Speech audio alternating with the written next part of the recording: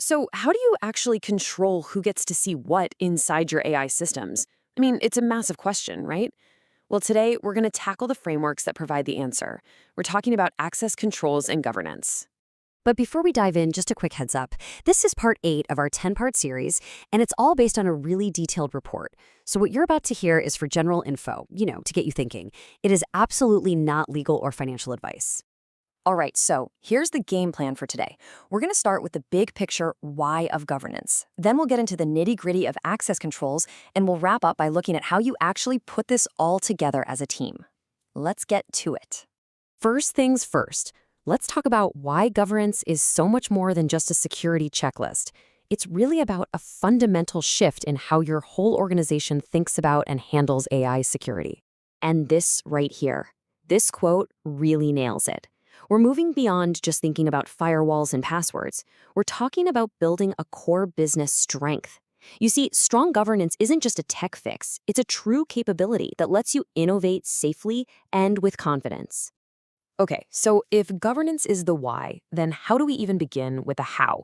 Well, it all starts with a foundational security principle, giving people only the access they absolutely need to do their job. But as you're about to see, this classic idea gets, well, a little more complicated when you're talking about AI. See, applying this idea of least privilege to AI is a whole different ballgame. In your typical software, it's pretty simple. It's about which buttons you can click or what menus you can see. But with an AI, access control is all about what information you are allowed to discuss with the system. It's about managing the conversation itself to make sure sensitive data doesn't accidentally get revealed. So how in the world do you enforce this principle in something as fluid as a conversation with an AI?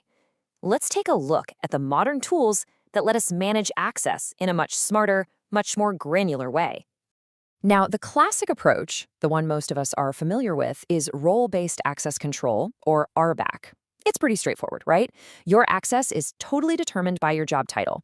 If you're a sales manager, you get access to sales stuff. If you're an engineer, you get access to the code. Simple and clean. But here's the problem. For AI, where conversations can go anywhere, RBC is often just too blunt an instrument. It's not flexible enough. And that's what has led to the evolution towards something called attribute-based access control, or ABAC, which is way more dynamic and context-aware. And this is where the magic of ABAC really shines. It looks way beyond just your job title to consider the entire context of your request. A policy could say something like, okay, a finance user can access confidential budget data, but only during business hours, only from a corporate network, and only on a company-approved secure device.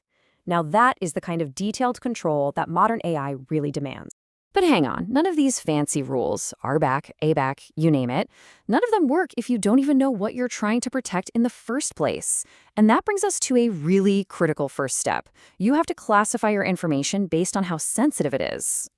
A pretty typical framework will have these 4 levels, and each level comes with really clear rules about how and where that data can be used. Public info? Go nuts, use it with any AI. Internal data? Okay, that has to stay within your own internal AI systems.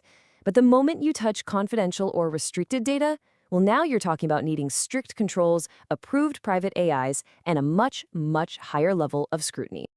Okay, so you've classified your data. That's a huge step. But now, how do you manage requests from people who want to use that data in new or maybe sensitive ways? That's where structured approval workflows come in. This is how you turn your policy into a real operational process. The key idea here is all about proportionality. You don't want a simple, low-risk request to get stuck in some 2-week executive review. That's just a bottleneck.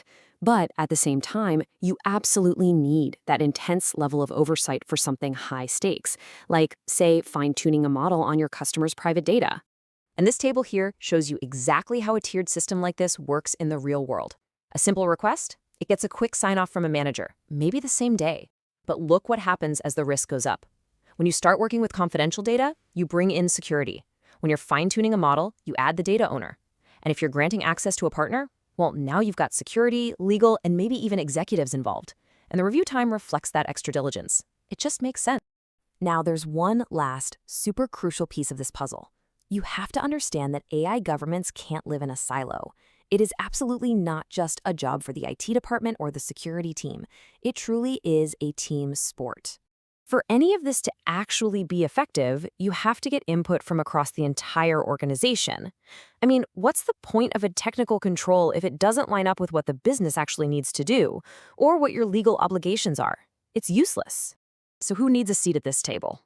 Well, you've got legal worrying about regulations, you have HR protecting employee data, you have compliance, data owners who are responsible for their specific data sets, security, IT, the list goes on. Bringing all these groups together is genuinely the only way you can build a governance framework that is both tough and practical. And that brings us full circle, right back to our opening idea. And it leaves you with a really crucial question to think about for your own organization. Are you just checking off technical boxes? Or are you truly building an organizational capability that lets you innovate with AI confidently, securely, and successfully?